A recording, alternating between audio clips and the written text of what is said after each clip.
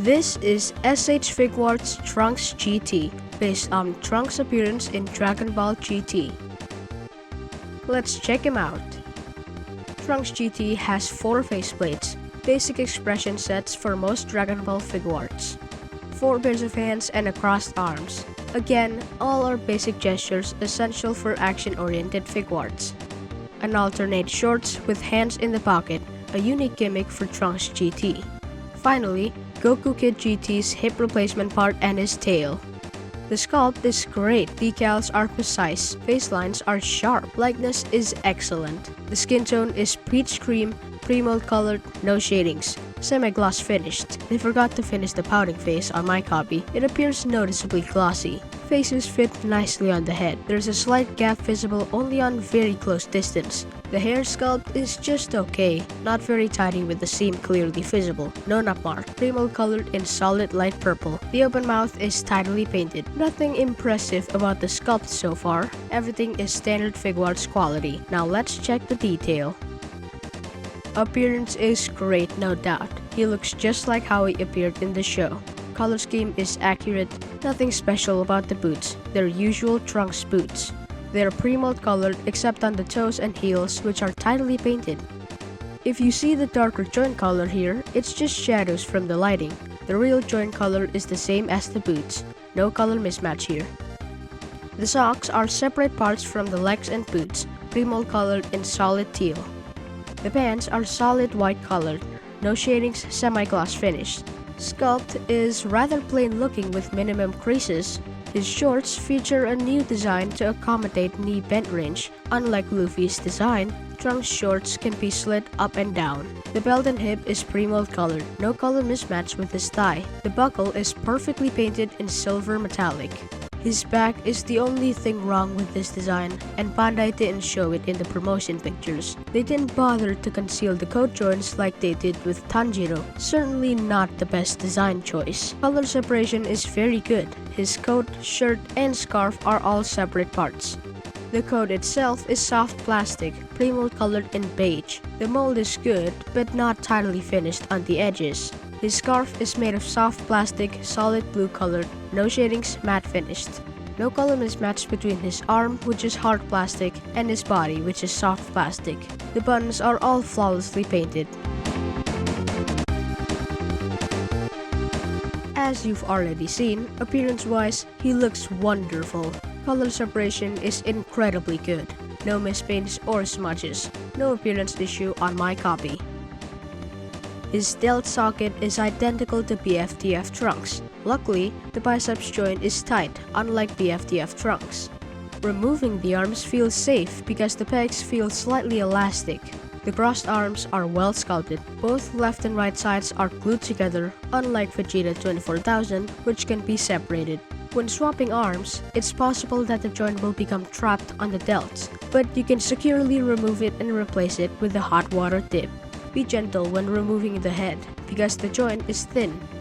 The new Goku hip part is easy and safe to swap. All you need to do is pop off his body, pop off both legs, plug in the tail before assembling the body and legs, because it will be more difficult to plug in the tail with the skirt in the way. Next, reverse the process. Attach the legs back, make the windy skirt to give room for the tail, and assemble the skirt. Finally, put the body back and you're done. All the pegs feel durable and safe to disassemble. And here he is with the tail on. Goku looks complete now. I gotta say, it should have been included with Goku Kid from the beginning. Alright, let's do some compatibility checks. Here's Trunks GT next to older versions of Trunks. Looks like he's back in his old 1.0 size. Their boots are quite similar. I thought Bandai were using old mold. For what it's worth, Trunks 1.0 has the most advanced ankle in this time. Too bad Bandai didn't use the design on other characters back then. And here's GT next to BFTF Trunks. Both are in body 3.0s, but there's a substantial difference in size. Trunks GT's head peg is smaller than other Trunks, so there's no way to put GT's head on other Trunks bodies, because Trunks GT has a hard plastic socket, like BFTF Trunks. So you can't force plug it on bigger pegs, unlike old Trunks 2.0s which don't use a hard socket. So technically, you can put all other Trunks' head on GT's body and secure them with some glue tack if necessary. Here's how he looks with other Trunks' head. What do you think? Now let's check Tonsen Trunks. Tonsen Trunks' head joint is also bigger than GT, so the same rule apply. Here's how he looks like with Tonsen Trunks' head, and I must say, I like this one. He's not half bad. Looks like Tonsen made the adult version of Trunks GT. GT's face style is similar to BFTF Trunks, but the molds are completely different. You can't use GT's expressions on BFTF Trunks, sadly. BFTF Trunks' faces are bigger in size. Trunks Super's faces are also incompatible with GT's head. Despite being more expensive, Trunks GT's hands are not as many as BFTF Trunks, which is kinda disappointing. BFTF Trunks' hands are bigger than GT, so they're not swappable. But you can use Trunks Super's hands on GT. Trunks GT weighs 40 grams, similar to other figures his build and size. He's nice to pocket because of his size. Now let's check the articulation. The head rotates 360 degrees, the joint is smooth. The look up and down range is excellent. The side-to-side range is good. The neck is on a ball joint, excellent range. The joint is smooth. The scarf is untethered, rotates freely. The jacket is flexible. Too bad he doesn't carry alternate arms. It's glued to his back, not removable without permanent damage. The coattails are on hinge specs, swings up and down and rotates 360 degrees.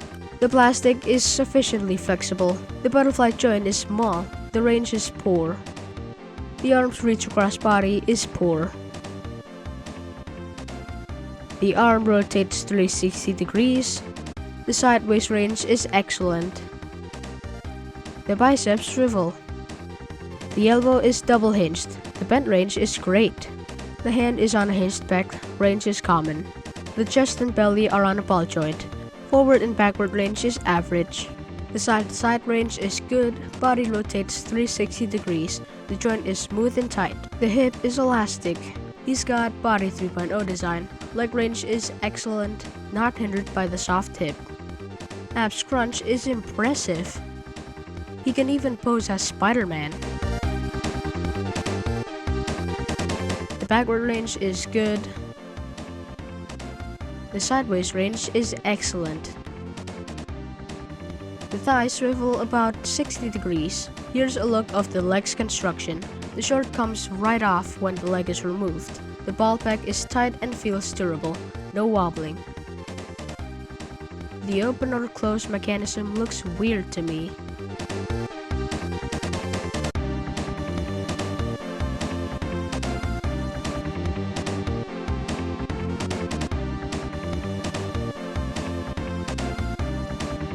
The socks are glued to the leg, no articulation here. The boot's collar is untethered, rotates freely. The feet is on a hinged peg. Up and down range is good. And toes bend almost 90 degrees.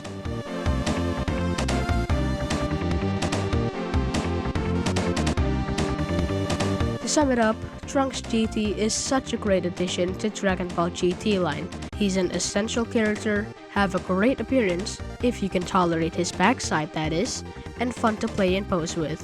However, being a premium Bandai makes him unnecessarily expensive, especially when compared to BFTF Trunks or Tonsen Artois versions. On the bright side, I can justify his price when compared to the likes of Yamamoto 2.0, Bulma Namek, Hit, Pan, or Kefla. His action body is multiple times more poseable than many premium Bandai figures, making him one of the best premium Bandai released this year.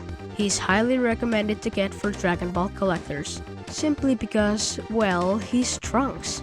Come on. So if you plan to get him, don't wait too long because he's a limited release. With his popularity, I doubt he'll stay in the market for long. That's what I think about Trunks GT. If you enjoyed this video, hit that like button and subscribe. It means a lot to me. Thanks for watching. I hope you find this video useful. See you next time. Bye!